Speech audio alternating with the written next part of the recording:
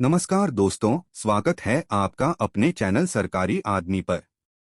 आज हम बात करने वाले हैं नेशनल पेंशन सिस्टम यानी एनपीएस में मिलने वाले इन्वेस्टमेंट ऑप्शंस के बारे में। तो शुरू करने से पहले आपसे रिक्वेस्ट है कि अगर आपने चैनल को सब्सक्राइब नहीं किया है तो तुरंत कर ले ताकि आपको केंद्र कर्मचारियों एवं पेंशनर्स से संबंधित सभी आवश्यक जानकारी मिलती रहे। सबसे पहले जानते हैं कि जब कोई व्यक्ति एनपीएस में जुड़ता है तो उसे दो चीजें चुननी पड़ती हैं, पहले पेंशन फंड मैनेजर और उसके बाद इन्वेस्टमेंट ऑप्शंस। बहुत से कर्मचारियों को ये पता ही नहीं होता कि उनके पैसे कहाँ इन्वेस्ट हो रहे हैं। अगर आप खुद कोई ऑप्शन चूज नहीं करते तो आपके लिए ऑटोमेटिकली एक डिफॉल्ट स्कीम चूज हो जाती है। एनपीएस में कई पेंशन फंड मैनेजर्स उपलब्ध हैं, जैसे SBI pension fund, LIC pension fund, HDFC, ICICI, Kotak, UTI और अन्य। इस डिफॉल्ट स्कीम में आपके पैसे तीन पेंशन फंड मैनेजर्स में बांट दिए जाते हैं, एलआईसी, एसबीआई और यूटीआई पेंशन फंड। ये फंड मैनेजर्स आपके पैसे को पीएफआरडीए के गाइडलाइंस के हिसाब से इन्वेस्ट करते हैं, जिसमें ज्यादातर आपका पैसा गवर्नमेंट सिक्योरिटीज जैसी फिक्स्ड इनकम इंस्ट्रूमेंट्स में लगाया जाता है, यानी आपकी इन्वेस्टमेंट काफी हद तक सुरक्षित रहती है। लेकिन इक्विटी एक्सपोजर न होने के कारण आपको लॉन्ग टर्म में रेट ऑफ इंटरेस्ट में काफी अंतर देखने को मिल सकता है, जिसको हम एनएसडीएल द्वारा जारी किए गए आंकड़ों के साथ वीडियो के आखिर में बताएंगे। अब बात करते हैं, अगर आप खुद सिलेक्ट करना चाहते हो तो आपके पास क्या विकल्प मौजूद है। आपके पास मुख्य तौर पर दो चॉइसेस है। पहली है एक्टिव चॉइस। इसमें आप खुद तय करते हैं कि आपकी रकम कहां लगेगी। जैसे एनपीएस 4 एसेट क्लासेस में निवेश करवाता है। इक्विटी, जो शेयर मार्केट से जुड़ा निवेश है। कॉर्पोरेट डेट, जो कि बड़ी कंपनियों को दिए गए लोन पर आधारित निवेश है। गवर्नमेंट बॉन्ड्स, यह सरकारी सिक्योरिटी है।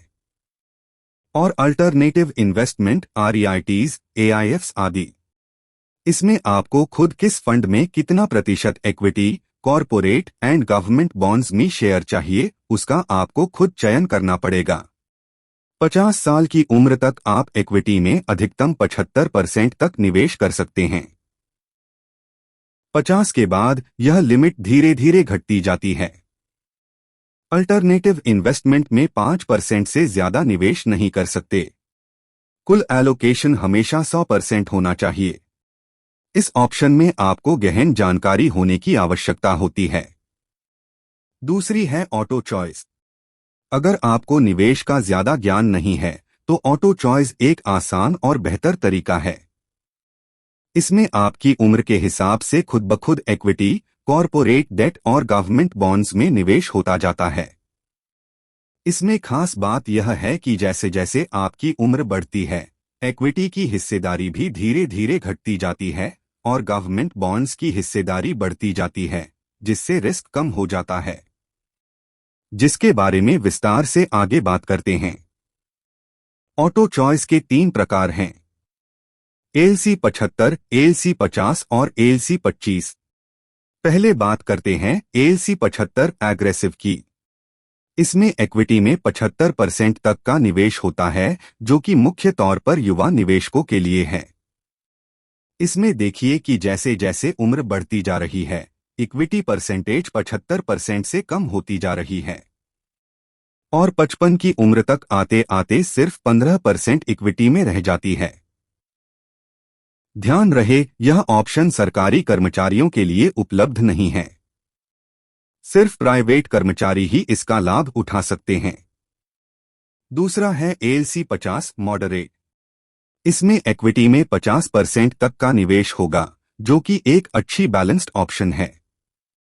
इसमें 35 की उम्र तक कर्मचारी का निवेश इक्विटी में 50% रहेगा और जैसे जैसे उम्र बढ़ती जाएगी यह कम होती जाएगी और 55 की उम्र तक आते आते सिर्फ 10% इक्विटी में रह जाएगा और अधिकतम हिस्सेदारी 80% गवर्नमेंट बॉन्ड्स में हो जाएगी।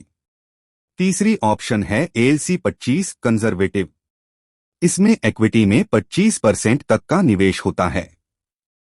इसको लो रिस्क ऑप्शन भी बोल सकते हैं। तो दोस्तों, ये थे एनपीएस के इन्वेस्टमेंट ऑप्शंस, एक्टिव चॉइस और ऑटो चॉइस। अब आप समझ गए होंगे कि अपनी उम्र और रिस्क लेने की क्षमता के हिसाब से आपको कौन सा ऑप्शन चुनना चाहिए। अब हम बात करेंगे उन स्कीम्स के रेट ऑफ इंटरेस्ट की जो एनएसडीएल की ऑफिशियल वेबसाइट पर उपलब्ध हैं। सबसे पहले बात करते हैं स्कीम ई टियर 1 की। यह scheme equity linked fund managers की होती है, जैसे एएलसी 50, एएलसी 25 जैसी स्कीम्स की। अगर हम एक साल की अवधि देखें तो लगभग सभी स्कीम्स ने माइनस में रिटर्न दिया है। इसका कारण साफ है, पिछले एक साल से शेयर बाजार लगातार नीचे की ओर चल रहा है।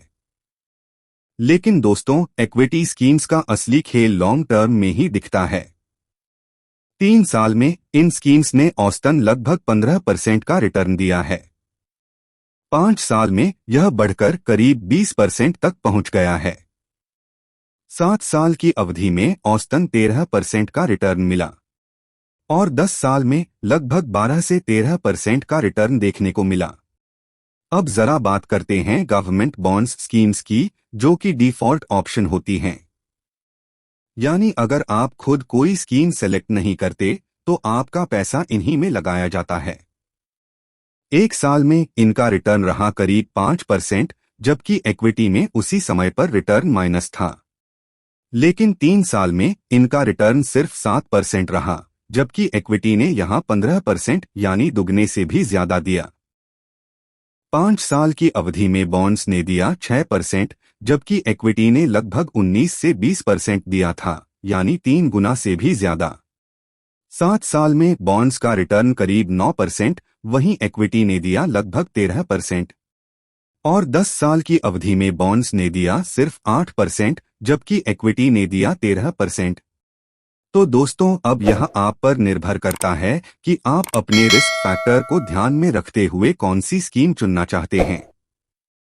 अगर आप सेफ साइड रहना चाहते हैं तो गवर्नमेंट बॉन्ड्स आपके लिए ठीक हैं, लेकिन अगर आप लॉन्ग टर्म ग्रोथ चाहते हैं और थोड़े उतार चढ़ाव झेलने के लिए तैयार हैं तो इक्विटी स्कीम्स निश्चित ही बेहतर विकल्प हैं। अगर यह वीडियो आपको मददगार लगी तो लाइक और शेयर जरूर करें और कमेंट में बताएं कि आप एनपीएस में एक्टिव चॉइस चुनते हैं या ऑटो चॉइस। मिलते हैं अगले वीडियो में। धन्यवाद।